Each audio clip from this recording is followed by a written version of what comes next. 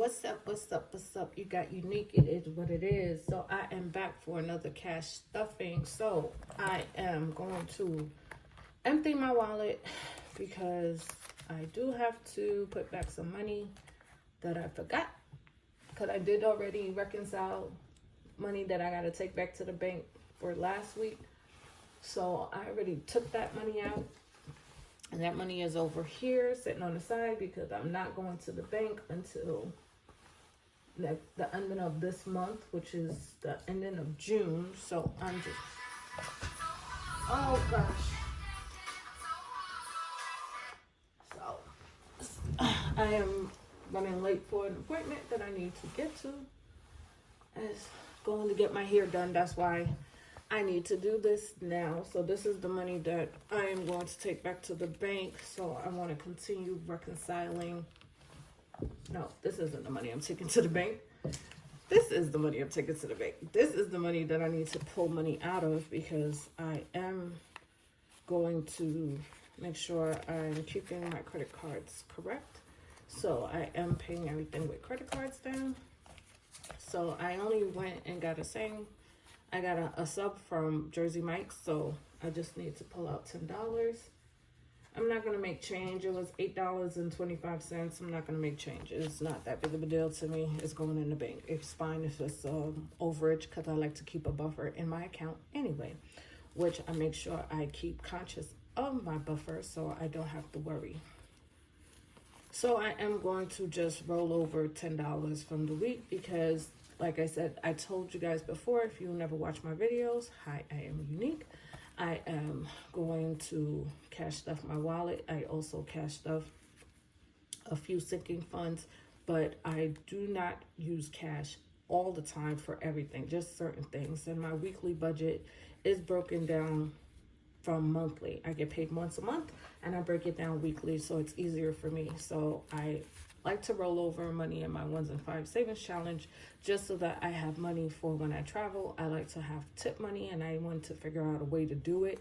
So the best way that I saw works for me is to just save a few dollars from my rollover instead of for just rolling everything over. I just pull out $10, maybe $15 a week.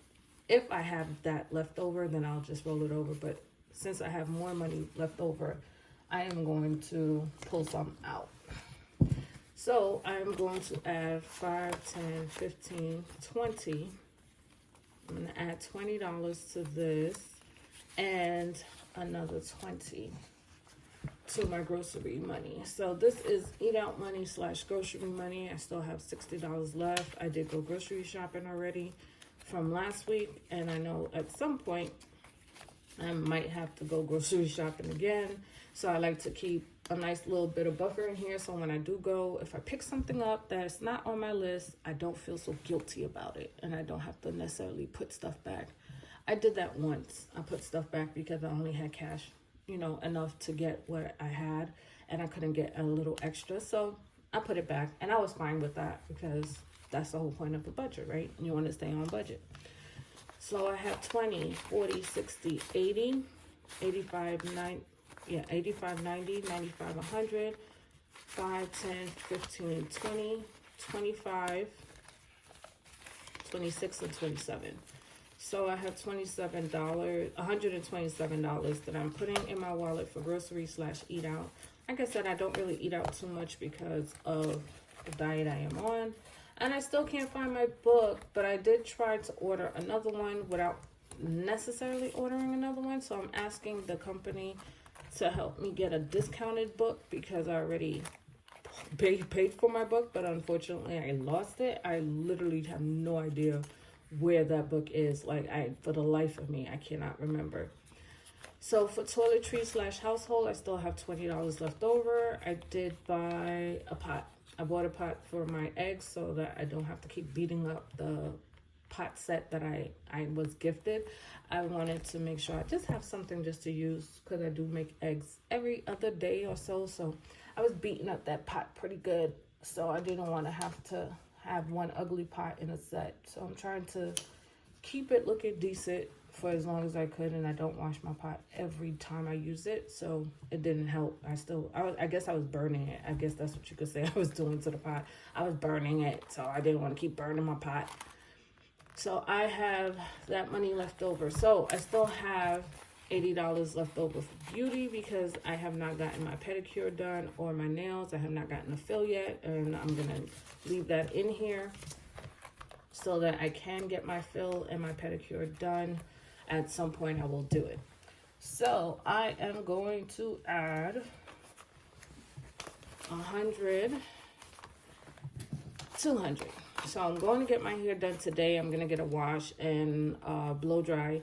And then I'm going to go get my hair braided next week. So I do need $60 for today. This is not including tip. Neither amounts are including tips, which I do need to start putting tip money in my wallet because I realize I do services and I like to tip, and I usually pull it from my eat out money.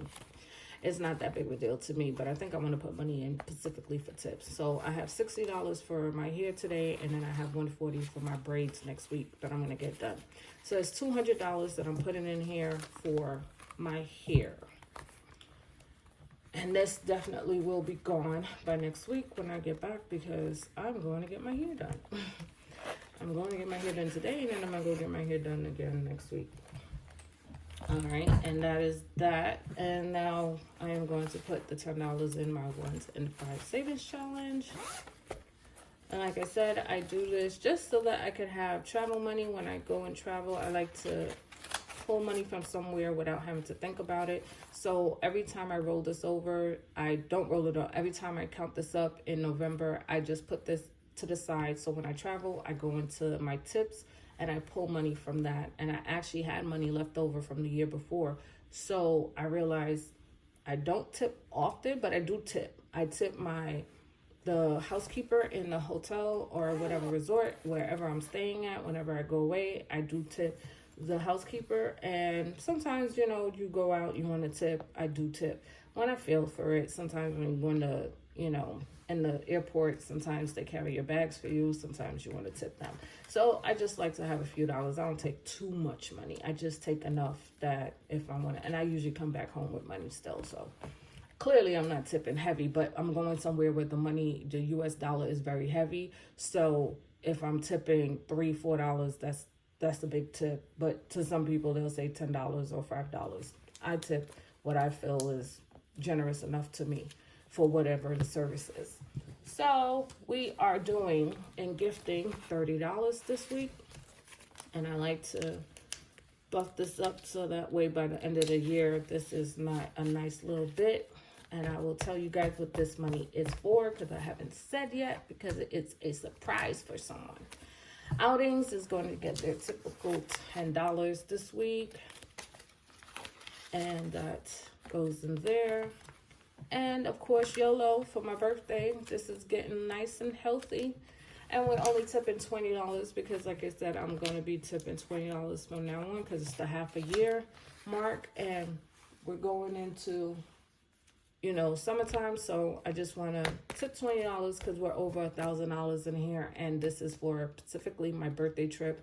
Usually my birthday trip can cost anywhere between $700 to maybe $1,200.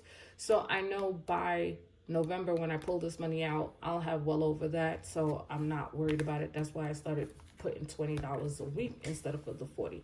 So thank you for watching. For those who stick around and watch my next video, thank you. See you there.